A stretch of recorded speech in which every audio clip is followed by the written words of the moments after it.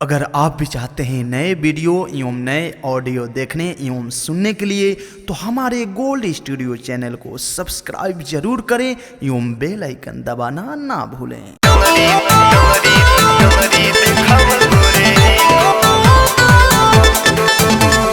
Music by पवन राजा।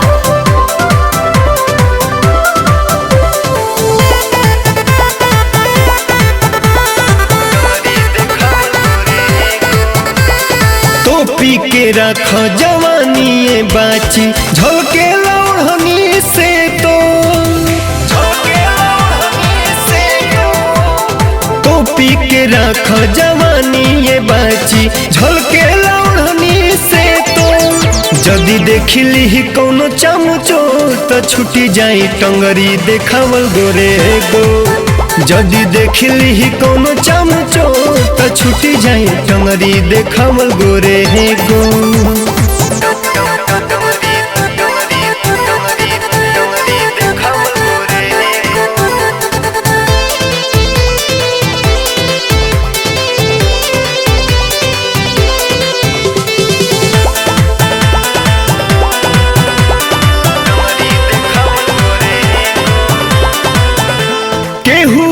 के होई जाई नियत खराब हो अभियो ले पेन्ही के घूमा सूट सलवार हो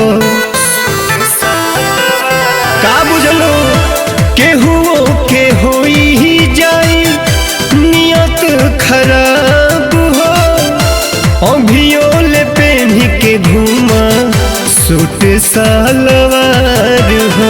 माटी में मिलाइबू का पापा जी के इज्जत लेके जाता रुकोना। जदि देखली ही कोनो चमचो तो छुटी जाई टंगरी देखावल गोरे गो। जदि देखली ही कोनो चमचो तो छुटी जाई टंगरी देखावल गोरे गो। म्यूजिक बाय पवन राजा।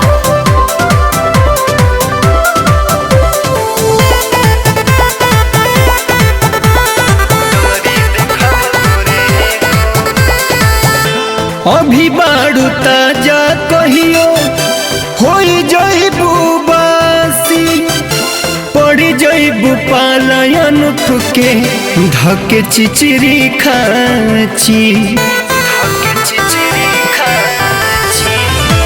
अभी बाड़ू ताजा कहियो होई जइबू बासी पड़ी जइबू पालयन फुके धके चिचरी खाची। बाटे निराला के काला के हाला लुटली है मजा पोरे को। जदि देखली ही कोनो चमचो तो छुटी जाई टंगरी देखावल गोरे गो। जदि देखली ही कोनो चमचो तो छुटी जाई टंगरी देखावल गोरे गो।